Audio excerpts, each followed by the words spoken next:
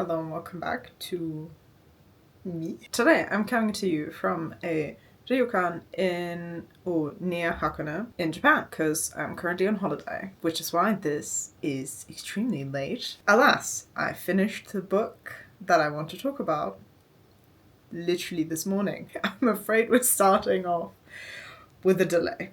Fantastic. Call me Deutsche Bahn, the way I'm extremely late and unapologetic about it. It is very lovely here, by the way. You might see a bit more about that in an upcoming reading vlog whenever that comes out. God knows what my schedule is at this point. Eventually. Alright, so this is the inaugural Queering the Calendar video. If I remember, I'll link the explanation video that I've done below. The idea is I talk about the Grand Prix that has literally just happened. It was so recent. And I also talk about a queer book that I read from their country. In this case, that's The Boy From The Mish by Gary Lansborough. The author is an Aboriginal Australian. I'll talk about the race first, and then I'll talk about the book. I'll leave timestamps below in case you're only here for one of the two. Let's get going. It was the first race of the season, and also under new regulations, which meant it was a mess. I have my trusty little notebook here with some details. I'm going to give you little tidbits.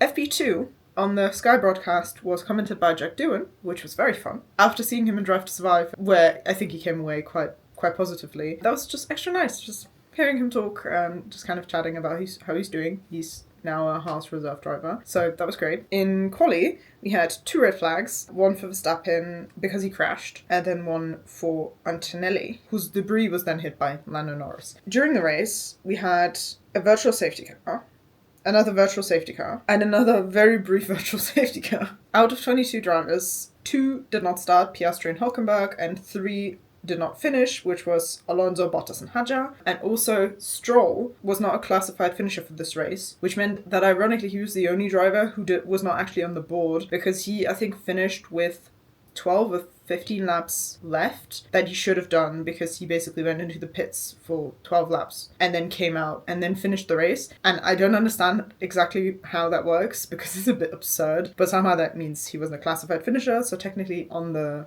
rankings he was not listed, and there was just 21 drivers after the Australian Grand Prix. We also saw that Mercedes was very dominant. Listen, the fact that the Ferrari seems to be the second best car is only so much consolation when the Mercedes is so strong that already the chances look kind of terrible for Ferrari to win anything this year. So that's heartbreaking, but at least the car isn't terrible. Russell was on pole and he also won the race. Antonelli started P2 and also finished P2. Hadjar was in third, which I was so impressed with, and then unfortunately had an issue and had to stop during the race, which was, I think, one of the virtual safety cars we got. We had Verstappen go from P20 because obviously he had his crash during quali and hadn't set a lap time, I think. So he was in the 20 and he ended up in 6th, which is pretty good. Lawson had a bit of a terrible time. He went from 8th to 13th. Gasly did well. He was in the points.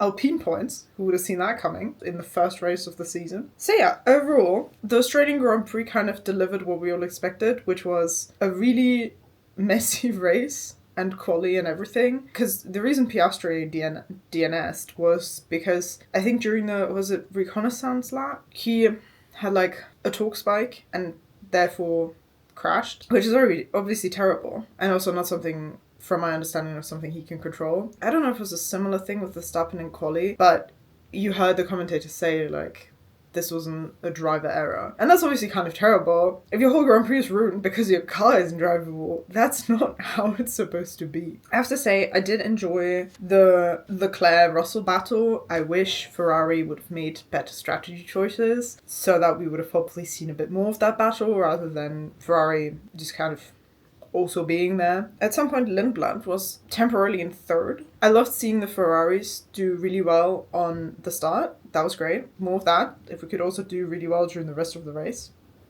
that'd be perfect. One of the commentators, I forget which one of them, said, I tried my best writing this down verbatim, might not be, but they said, I'm hearing their lead strategist, also known as Lewis Hamilton, is not at all happy about this. Fair enough. Antonelli, when asked whether he could go to the end on that tyre that he was on, said that's going to be brave, which I thought was really funny. One of the commentators again said that Paris's barge board made a bid for freedom. That was what caused the very brief virtual safety car. I thought Lindblad was very sweet, saying, let's try to get him one more time. I love that he's doing so well in his first race, like in his debut in Formula 1. That was lovely to see. I enjoyed seeing Leclerc on the podium. That was nice. I hope we can see a race from him at some point. I'm not saying I'm wishing ill on the Mercedes engine, but I'm also not saying that. But yeah, I think just goes to show that this is going to be kind of chaotic season, and the cars are in a lot of different places in terms of performance. I enjoyed the battling. That was good. I haven't formed an opinion yet on whether or not I think it's stupid that they have all of these modes. Like, it's less about racing and it's more about, I mean, a bit of strategy in terms of like when you deploy, I guess isn't terrible. At some point, obviously, you know, you want it to be about the racing, but then I also get annoyed about the fact that Mercedes is such a strong car. And I know it's also about the car, but it's also extremely boring if they just end up winning everything. But we'll see how it goes. At the point of filming this, we've also learned already that the Bahrain and Saudi Arabian Grand Prix are not taking place in April, as they so nicely worded it. I don't know if they're holding off on it and hoping that things go better, and then maybe they want to reschedule them for later in the year. I'm not sure. My personal hope is that in that time, Ferrari find whatever Mercedes has been doing and do the same thing, and then have a really good car that can battle the Mercedes properly and not just on the start. Also, on the start, actually, George Russell said, and I think the same went for Antonelli, that they apparently didn't have any battery left at the start. Don't know how that happened. Supposedly that's why